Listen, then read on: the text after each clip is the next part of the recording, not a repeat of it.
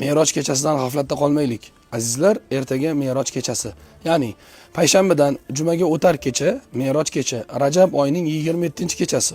Payg'ambar sollallohu alayhi vasallam Sidratul Muntahoga ko'tarilgan, 5 mahal namoz farz qilingan, Baqara surasining oxirgi 2 oyati berilgan, ummatning gunohlari mag'firat qilingan kecha.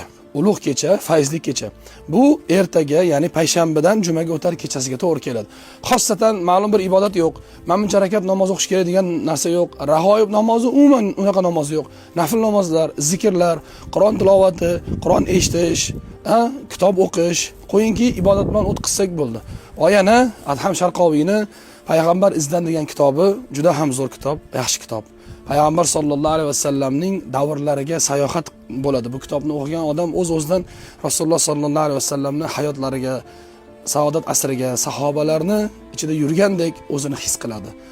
Qalbi to'yinadi, ilmga ma'lum bo'ladi, ma'rifat hosil bo'ladi. Olib ayollarimizga olib bersak, farzandlarimizga olib bersak, o'qisak, inshaalloh manfaat bo'ladi, foyda bo'ladi. Rajab oyini va bu kecha, Me'roj kechasini Alloh hammamizga muborak qilsin.